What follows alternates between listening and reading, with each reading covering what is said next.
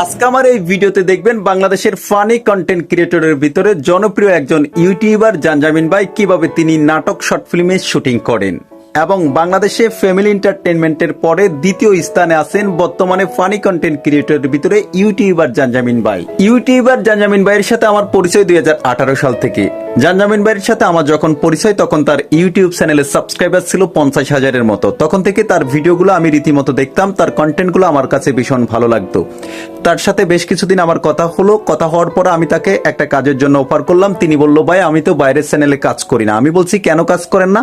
তিনি বলল, ভাই বাইরের চ্যানেলে আজকে কাজ করুম, কালকে হয়তো সে আমাকে দিক নাও করাইতে পারে। তো তার এই কথাটা শুনে আমার কাছে ভীষণ ভালো লাগলো। সে সবসময় তার নিজের কাজের প্রতি ফোকাস রাখতো।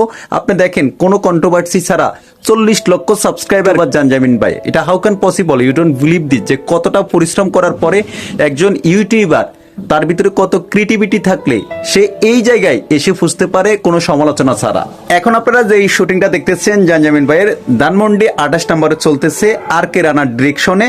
এটা আজ থেকে 5 বছর আগে জানজামিন ভাইয়ের সাথে শুটিং আছে। তাই সকাল সকাল আমি আর নাজমুল সাকিবে চলে যাচ্ছি ধানমন্ডি 28-এ মিরপুর 12 নম্বর থেকে। আর কে রানার ডিরেকশনে জানজামিন ভাই এই শুটিংটি করেন ধানমন্ডি 28 নম্বরে 2020 সালে। আজ থেকে প্রায় 5 থেকে 5.5 বছর আগে। তখন তিনি এই দুই একটা করে টুকটাক করে বাইরের চ্যানেলে কাজ করতেছেন।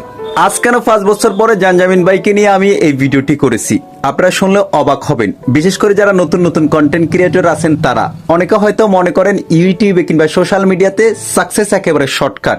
না রে ভাই, ইউটিউবে কিংবা সোশ্যাল মিডিয়াতে কাজ করতে হলে আপনার যে যে অভিজ্ঞতা, যে যে এক্সপিরিয়েন্সগুলো আপনার থাকতে হবে। দেখেন ইউটিউবার জানজামিন ভাই যেমন অভিনয় ভালো, তেমন তিনি স্ক্রিপ্ট খুব ভালোভাবে লেখেন, ভিডিও এডিটিং করতে পারেন, ডিরেকশনে তিনি ভালো কাজ করেন, ক্যামেরায় ভালো কাজ করেন। ইচ অ্যান্ড এভরিথিং তার ভিতরে সকল ধরনের কোয়ালিটি আছে। তার কারণে আজকে তিনি দেখেন তার প্রত্যেকটা ভিডিওতে মিলিয়ন্স ভিউ। এমনও ভিডিও আছে তার 40 মিলিয়ন্সের উপরে ভিউ আছে। আপনারা ঘুরে দেখেন। আজ থেকে 7 বছর আগে আমি ইউটিউবার জানজামিন ভাইকে যেমন দেখেছি, আজকে দেখেন তার বর্তমানে ইউটিউব চ্যানেলে 40 লক্ষের উপরে সাবস্ক্রাইবার। তারপরও তিনি তেমন আছেন, নির অহংকার একজন মানুষ এবং একেবারে সাদামাটা তার জীবনযাপন করেন। সবচেয়ে তার বেশি যে দিকটা আমার ভালো লাগে সেটা হচ্ছে তার ভিতরে কোনো লোভ নেই। নতুন কন্টেন্ট ক্রিয়েটর আছেন, যারা ইউটিউবার আছেন, যারা সোশ্যাল মিডিয়াতে কাজ করেন, আপনাদের জন্য অনেক ইন্সপিরেশন হবে। যা আমি দেখেছি, দেখেন জানজামিন ভাই এত ভালো একজন মানুষ, তাকে যখনই আমি আমার প্রয়োজনে নক দিয়েছি হোয়াটসঅ্যাপে, মেসেঞ্জারে, তিনি যত ব্যস্ত থাকেন না কেন রেসপন্স করার চেষ্টা করেছেন। তো যারা নতুন কন্টেন্ট ক্রিয়েটর আছেন, আপনাদের ভিতরে হিংসা, অহংকার, লোভ, লালসা এগুলা বন্ধ করে ভালো ভালো কন্টেন্ট দেন। I can guarantee today and tomorrow ইনশাল্লাহ সাকসেস হতে পারবেন ইউটিউবার জানজামিন ভাইয়ের মতো।